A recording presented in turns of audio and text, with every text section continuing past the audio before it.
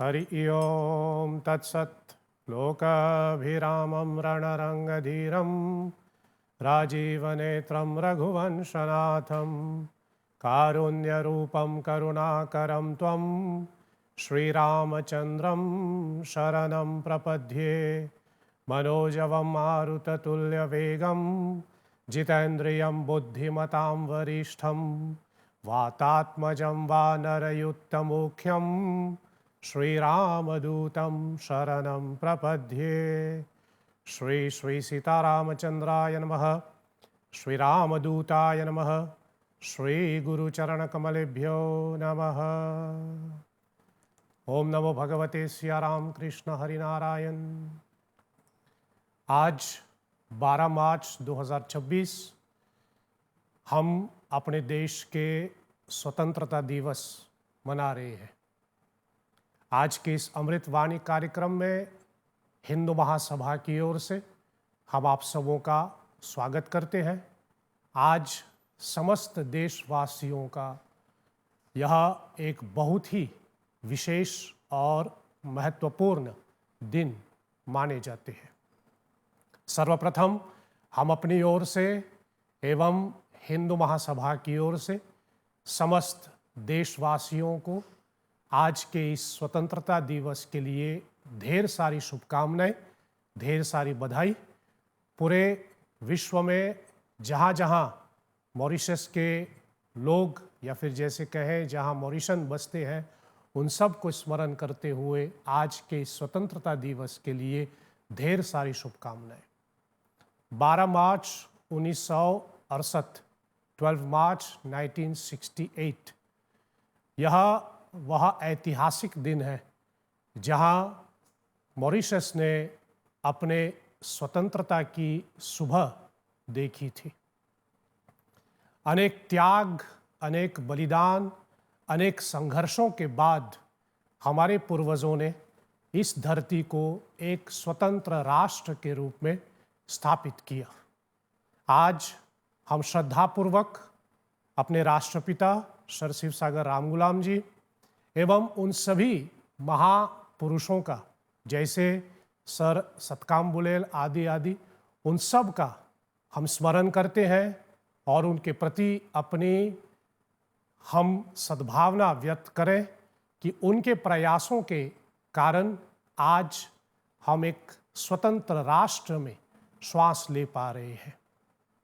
दर्शकगण, स्वतंत्रता मात्र एक राजनैतिक पद नहीं है, यह हमारी पहचान, हमारी संस्कृति और हमारा जन्मसिद्ध अधिकार है। एक स्वतंत्र राष्ट्र में जब हम अपना जीवन व्याप्त करते हैं तो हम अपने जीवन को वैसे ही लेके चलते हैं जैसे हमारी संस्कृति, हमारी पहचान, हमारे पूर्वज, हमारी परंपराओं हमको सिखाते हैं। जब हमारे पूर्वजों ने इस देश को स्वतंत्र करने का संकल्प लिया तो उस समय उनके मन में केवल स्वतंत्रता नहीं अपितु धर्म, संस्कृति और आत्मसम्मान की ज्योति प्रज्वलित हुए। धर्म निभाना केवल पूजा पाठ नहीं होते। धर्म निभाना हमें अहिंसा, सत्य, करुणा और सबसे विशेष बात कि हमें समभावना, समभावना का मतलब होता है सबको एक समान देखने की भावना अपने मन में जागृत करना चाहिए। यह देश हमारा है और जब हम कहते हैं कि यह देश हमारा है तो देश की प्रगति, देश की सुरक्षा और देश को आगे बढ़ाना हम सबों का कर्तव्य बनता है। जब हमारे माता पिता हमारे कुछ ज़रूरतें, हमारी कुछ इच्छाएं पूरी नहीं कर पाते हैं तो हम अपनी माता पिता का त्याग नहीं करते। जैसे कहें, यदि हमारे माता पिता हमें 2 वक्त की रोटी नहीं देते हैं तो हम अपने माता पिता को त्यागते नहीं हैं।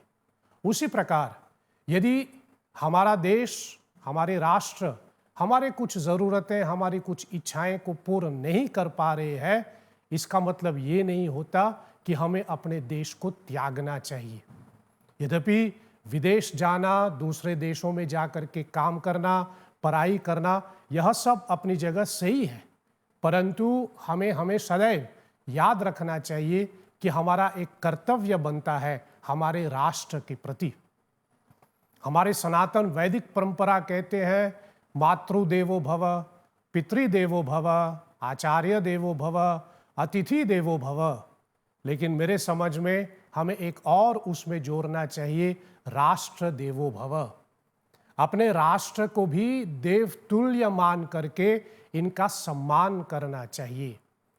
अपने राष्ट्र को देवतुल्य मानने का मतलब क्या है कि हम अपने राष्ट्र का, अपने देश के संविधान का, अपने देश के कानून का सही ढंग से पालन करें, समाज में एकता बनाए रखें और अपनी सभी देशवासियों की प्रगति में अपना योगदान दें।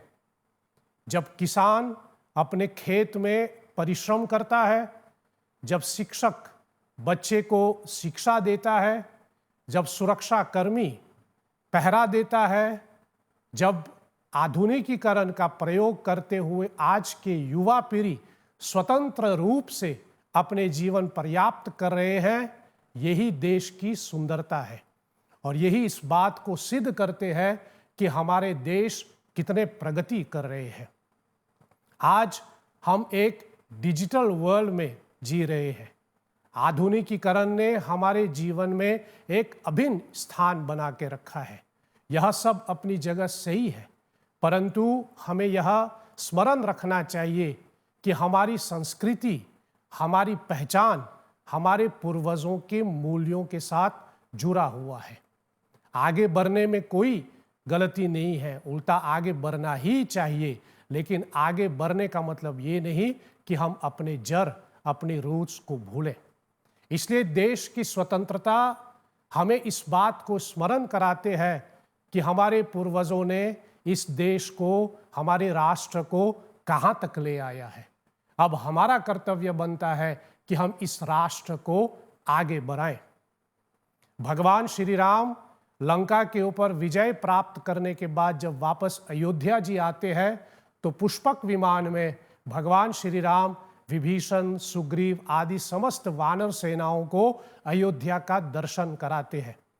और उस समय भगवान राम कहते हैं कि यद्यपि सब कोई वैकुंठ की प्रशंसा करते हैं, सब कोई वैकुंठ की प्राप्ति करना चाहते हैं, परंतु भगवान राम कहते हैं मुझे वैकुंठ से अधिक अयोध्या प्रिय है, कारण कि ये मेरी जन्मभूमि है। यह भगवान राम हमको सिखा रहे हैं कि हमारी जन्मभूमि कितना प्रिय होनी चाहिए। आप सभी जानते हैं हमारे यहाँ घोषणा हुई है जननी जन्मभूमिश्च, अपनी जन्मभूमि को अपनी जननी, अपनी माँ के समान हमें उसका सम्मान करना चाहिए। देश केवल एक जमीन का टुकड़ा नहीं होता, देश केवल एक राजनीतिक दल का नहीं होता, देश केवल इकोनॉमिक का नहीं होता है। हमें समझना चाहिए कि हमारा देश हमारी माँ के समान होते हैं।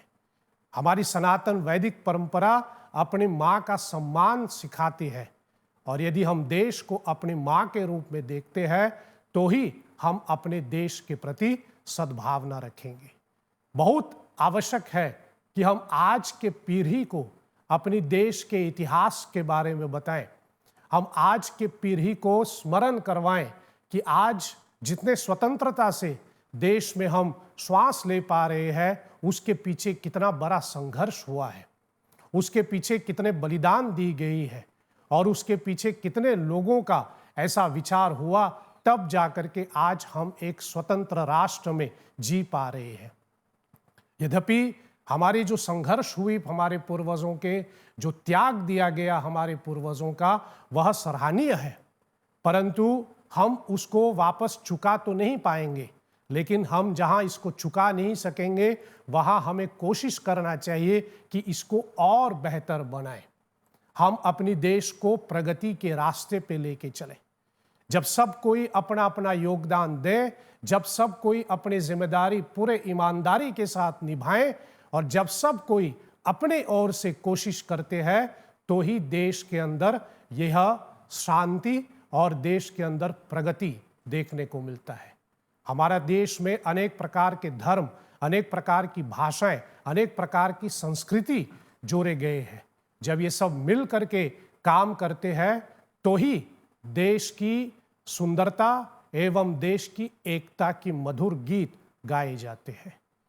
दर्शकगण, हमारे पंचांग अनुसार आज जो अमृतवाणी कार्यक्रम है वो साल का अंतिम अमृतवाणी कार्यक्रम है। आप सबों को ज्ञान ही होगा, आते गुरुवार 19 मार्च को नया संवत्सर आरंभ हो रहे हैं। हम एक नए साल में प्रवेश कर रहे हैं। लगे हाथ अपनी ओर से एवं हिंदू महासभा की ओर से आप सबों को आने वाले नया संवत्सर नव वर्ष की आप सबों की ढेर सारी शुभकामनाएं।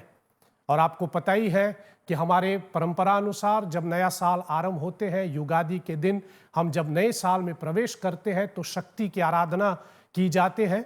इसलिए आपको स्मरण करवाऊं कि आते गुरुवार 19 मार्च से लेकर के 26 मार्च तक हम लोग चैत्र नवरात्रि मनाएंगे, जगदम्बा की पूजा करेंगे।